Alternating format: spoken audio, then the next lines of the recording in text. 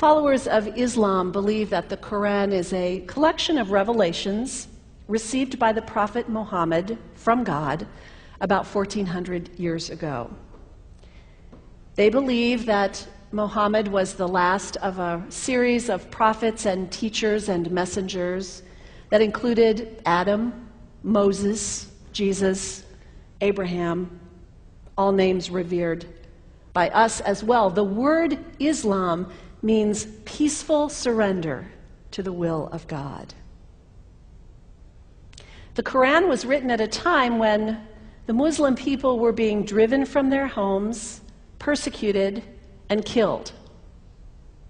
The Old Testament was written at a time when Jewish people were being driven from their homes, persecuted, and killed. And religious scholars will tell you that most Holy Scriptures have stories of war and violence in them. Throughout history, most faiths have used these texts to justify violence. And if there's anyone in this room at this moment who's thinking that I've got it wrong, after church today, pull out your Bible and look up Psalm 137. And you'll see that our own text has passages that can make us uncomfortable.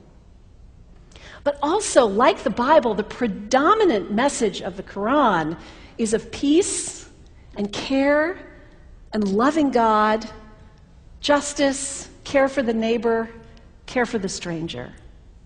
In the Bible, we have thou shalt not kill.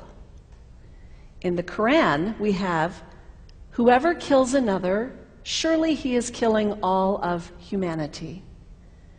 And whoever saves the life of another, surely he saves the lives of all humanity.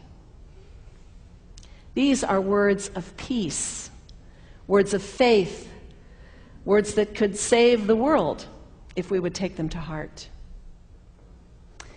The second thing you can do the next time someone sends you one of those emails demonizing Islam, delete it. Don't forward it. Don't participate in the stereotyping. Don't give in to your fear. It's okay to be a little afraid. We all have those emotions. Just don't give in to it. Don't sign on for it. Don't focus on this tiny group of extremists who commit acts of violence. Focus on the hundreds of millions of Muslim people in the world who are people of faith, whose priorities and concerns and families are not so different from your own. And third, when you think of Muslim people, think of individuals. Think of the professor at Ohio State. Think of the engineer at Honda. Think of the teacher at the elementary school down the street. When you think of Muslim people, remember those who died on 9/11, not the hijackers. There was only a handful of them. Remember Mohammed Sunhami Hamandi. He was born in Pakistan. He came to the United States as a small child with his parents. He played high school football. He went to college. He became a part-time ambulance driver. He died, this Muslim young man, on 9/11, trying to rescue people and save lives. When you think of Muslim people, remember Mohammed Salahuddin Cloudhurry. He was a waiter at Windows on the World, which was at the top of the World Trade Center. He died that day. His wife had their baby 2 days later.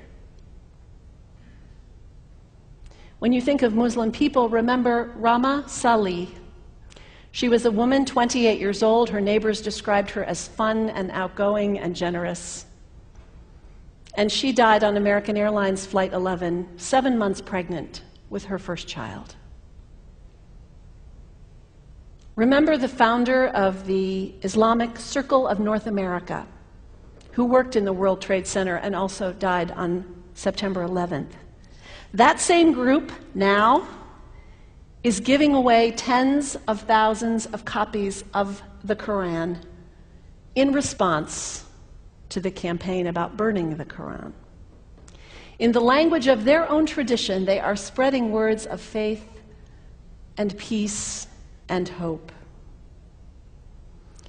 One of the ladies at the 8:30 service this morning said to me after, maybe we should declare September 11th, buy a Quran and read some of it. It is for us to share our message of love and hope and peace, but let us do it with grace and respect and above all, humility. God grant us, as individuals, as a nation, as Christians, the humility for this work.